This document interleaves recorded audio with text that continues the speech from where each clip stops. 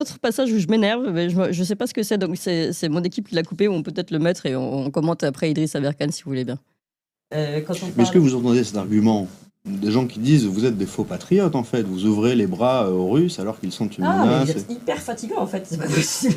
Ah bon? Bah non, mais vous ouvrez les bras aux Russes. Est-ce que j'ai Je ouvert les dis, bras aux Russes? je vous dis pas ça, je dis que Mais qui me dit ça? Moi, j'ai jamais Pardon? personne me le dit. Hein. c'est À souvent part ce qui est vous. reproché aux gens qui tiennent cette ligne-là, c'est de leur Ouais. dire vous faites des cadeaux à la Russie qui ne Mais je nous fais veut pas aucun du cadeau bien. à la Russie. Quel D'accord. cadeau? À quel moment vous voyez qu'on fait un cadeau à la Russie? À quel moment En j'ai dit promouvant un à narratif. quel moment j'ai dit ce que Vladimir Poutine dit est génial? Jamais. C'est- En fait, c'est pas pas ce que parce je vous ai dit, hein. on entend quelqu'un qui dit qu'il faut défendre les intérêts français et français et pas les intérêts américains ou pas les intérêts d'Ursula von der Leyen Oui. que je suis pro-russe. Mais la question était beaucoup plus simple que ça, et c'était pas une accusation. Je vous disais, est-ce que vous n'avez pas peur d'affaiblir la France en tenant des positions qui sont, oui, plutôt proches de la ligne défendue par le Kremlin? Alors, je vous le C'est répète. tout. Ouais, Et ça fait cet 3 fois que je vous argument donne la qui est de réponse. dire Je vous que le répète, je vous le répète. Ouais. Je ne desserre pas les intérêts de la France, parce que je veux les intérêts de la France. Et pour moi, Et pour vous, oui. mais je distingue, attendez, je distingue les intérêts de la France et les intérêts de la Russie, mais pas une seule seconde, je défends les intérêts de la Russie. Bon, Idriss Aberkane, vous qui avez eu déjà ce genre de débat avec des journalistes mainstream, comment vous voyez justement ces échanges? Bah là, vous voyez en fait du mensonge en série et du terrorisme intellectuel. Hein. On est exactement comme en Union soviétique, c'est-à-dire, mais pourquoi vous êtes bourgeois? Mes camarades, vous êtes bourgeois. D'ailleurs, le camarade Popov a dit que vous étiez bourgeois. Donc, vous êtes un sale bourgeois. Maintenant, pourquoi avez-vous choisi la bourgeoisie? Bon. En effet, bah là, on est dans la circularité, quoi. C'est-à-dire, le but, c'est de dire que vous êtes un bourgeois pour pouvoir dire que vous êtes un ennemi de la révolution. Bon, maintenant, on transpose à ennemi de la révolution avec ennemi de l'Europe. Et on a la même chose. Donc, c'est plus bourgeois, c'est pro-russe, et c'est plus ennemi de la révolution, c'est ennemi de l'Europe. Maintenant, cette méthode de dire que la vérité est pro-russe, ce n'est pas le groupe Bouygues et ce n'est pas Martin Veil qui l'ont inventé, c'est américain. Je rappelle, et on a toutes les preuves de ça, les traces sur Internet de cela, que l'affaire du portable de Hunter Biden a été présentée comme une ingérence pro-russe. C'était la vérité. Le portable du fils de Joe Biden était bourré d'images gravissimes présentant son abus de drogue, présentant différents crimes, pas des délits, des crimes, consommation, recel de drogue, détention illégale d'armes à feu, relations sexuelles tarifées avec l'argent de son entreprise, plus rétrocommission, et certains journalistes l'ont même accusé de pédophilie. Donc on parle d'un dossier gravissime, et cet ordinateur portable, on l'appelait le laptop from hell, le portable de l'enfer. Eh bien, les journalistes qui ont rapporté ça, et c'était vrai, c'est aujourd'hui admis comme vrai par tous les médias de grand chemin. Oui, tout à fait. Les journalistes qui ont rapporté ça ont été traités, comme vous, de pro-russes à l'époque. C'était une ingérence pro-russe pour déstabiliser Biden, le chantre de la démocratie et l'ennemi de la Russie. Ça a été présenté comme tel par les médias américains pour terroriser, c'est du terrorisme intellectuel, pour terroriser les journalistes qui faisaient leur travail. Quand on disait que Biden était sénile également, c'était présenté, comme vous l'avez rappelé, comme une ingérence pro-russe. Or, ce n'était que la vérité. Et donc, on voit le même mécanisme qu'en Union soviétique. Les pauvres soviétiques, il leur a fallu 70 ans pour sortir de cette abomination qu'est le terrorisme intellectuel, à savoir quiconque disait « Mes camarades, le bœuf que vous nous vendez au magasin d'État, le Goum, eh ben, il y a des os dedans. C'est pas du bon bœuf, c'est pas de la qualité. Et ma Lada et ma Trabant, je l'ai reçu 5 ans trop tard. Et les radios que fabrique l'industrie de l'Union soviétique ne sont pas de bonne qualité. Ah, salaud de bourgeois, tu es un traître de l'Occident, pro-occidental. C'est exactement le même playbook. C'est ça qui est horrible.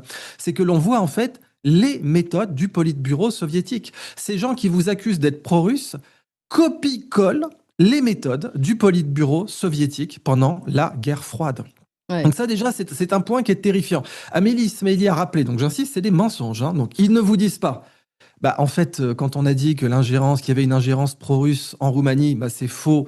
Il a été démontré par des journalistes sérieux que c'était en réalité une ingérence d'une société ukrainienne. Oui. Bon, très bien. Et des institutions, puisque Viginum l'a reconnu. Je crois même que le comité électoral sur plan national l'a reconnu. Donc voilà, maintenant, il n'y a pas... il y a une contre-enquête de l'agence fiscale. Enfin, c'est tout à fait sérieux. Et puis, effectivement, Viginum, dans son rapport, a été obligé de le mentionner, même s'ils disent ça n'écarte pas l'hypothèse d'une ingérence russe. Mais ils n'ont trouvé aucune trace. Voilà. Non, mais ils n'ont trouvé aucune trace. Voilà, ils l'ont quand même reconnu. Donc, c'est pour dire, c'est tout à fait sérieux. Alors, Idriss, on va vous donner la parole.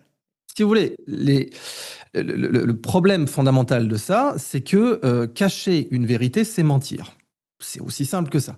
Là, dans ce documentaire, entre guillemets, on vous cache une vérité claire, qui est que les biolabs ont été reconnus par Victoria Nuland. Bon, c'est dans le New York Times, qui n'est pas non plus une référence journalistique, mais qui est quand même bien plus compétent en journaliste que Martin Veil. Je veux dire, n'importe quel journaliste, dans une commission paritaire, si on lui demande qui est le plus sérieux en matière de journalisme entre Martin Veil et le New York Times, va répondre le New York Times. Donc un journaliste qui est exponentiellement plus sérieux, d'accord ? Si on devait comparer ça à du football, le New York Times, c'est le Barça, Martin Veil, c'est le Red Star Olympique. Ok. Bon, et ben dans cette situation, le New York Times dit les biolabs existent. Ben, c'est terminé. Normalement, à ce moment-là, Martin Veil, il range son documentaire, il dit je me suis trompé, il rétracte. Il rétracte. Donc au minimum, je vous le dis, Martin Veil, rétractez votre documentaire.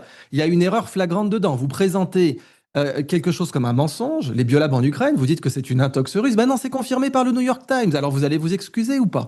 Si vous êtes un vrai journaliste, vous vous excuserez. Si vous n'êtes pas un vrai journaliste, vous ne vous excuserez pas. Le futur nous dira si vous êtes un vrai journaliste ou pas. En attendant, ben oui, mais au bout d'un moment, il faut les mettre devant leurs responsabilités. Ces gens-là, il y a des gens qui meurent pour le journalisme, Martin Veil. Vous insultez la profession de journalisme quand vous faites ça. Quand vous validez, quand vous mettez votre nom, monsieur Martin Veil, sur un documentaire qui déclare que les biolabs en Ukraine étaient une théorie du complot, qui déclare que la sénilité de Joe Biden était une théorie du complot alors qu'elle est confirmée aujourd'hui, et qui ne dit pas que le portable de Hunter Biden, qui était une vérité journalistique pour laquelle des gens ont perdu leur carrière, a été présenté comme une ingérence russe, oui. Vous insultez le journalisme, monsieur Veil, vous l'insultez, vous le trahissez, vous le détruisez. Il y a des gens qui meurent pour faire leur métier de journalisme. Il y a des gens qui meurent pour ce métier. Et vous, Martin Veil, vous leur crachez au visage. Ça, c'est vraiment ce que j'ai envie de vous dire face caméra. Parce que la méthodologie journalistique, on ne rigole pas avec. Donc ça, c'est quand même un point que je voulais faire de façon très claire. Maintenant, parlons d'être pro-russe. Mais on va conclure là-dessus. Est-ce que quelqu'un peut me dire, Clémence, combien la société Bouygues-Stroy, qui est la filiale russe de Bouygues, a gagné en Russie? Eh bien, la réponse, c'est plus que vous, Clémence Oudiakova. Non, mais nous, c'est facile, on ne gagne rien en Russie. Non, mais voilà. Oui, on a une division par zéro. Non, mais exactement, ils auraient pu nous... Oui, c'est plus simple. Ils auraient pu nous poser la question au moins de combien on gagne, mais comme forcément... Attendez, on va faire les choses correctement. Vous avez un type qui est payé par une société qui gagne de l'argent en Russie, qui est devant vous, qui vous dit pourquoi vous êtes pro-russe. Mais Martin Veil... Votre patron a gagné des centaines de millions en Russie. Vous avez une société de Bouygues qui s'appelle Bouygues-Stroy en Russie. Alors vous pouvez me dire que peut-être cette société a arrêté de faire du business avec la Russie depuis la guerre en Ukraine. Pourquoi pas? Mais elle a rendu cet argent du coup, de façon indignée, en se disant je ne veux plus rien avoir à faire avec la Russie qui attaque l'Ukraine et donc je me désolidarise, je vais rendre cet argent que j'ai gagné en Russie. Je ne crois pas que Bouygues ait fait ça. Donc, quand vous avez quelqu'un qui vous dit vous êtes pro-russe et qui est payé par des gens qui ont touché des centaines de millions de la Fédération de Russie, certes en contrats loyaux, pas de problème, ils ont fait du business en Russie.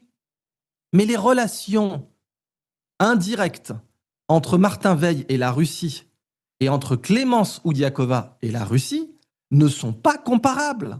Il existe factuellement des relations financières indirectes avec un seul intermédiaire, Bouygues.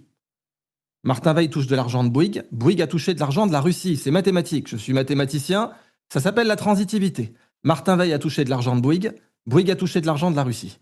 Clémence Oudiakova n'a pas touché d'argent de la Russie. Ça, c'est la réalité du journalisme. Donc, au bout d'un moment, il faut rappeler aux journalistes citoyens ce qu'est la charte de Munich, ce qu'est la méthode journalistique.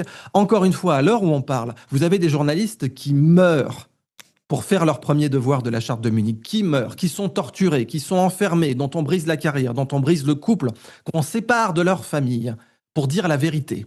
Il y a des journalistes qui ont tout misé, tout joué pour montrer l'affaire du portable de Hunter Biden. Et ces journalistes ont été accusés d'ingérence russe et c'était faux. Et même les médias mainstream le disent aujourd'hui. Alors, encore une fois, et pour conclure, pour l'honneur de ces journalistes qui risquent vraiment leur vie pour amener le public en contact avec la vérité, ce que fait Martin Veil n'est pas du journalisme. Je le dis de façon péremptoire.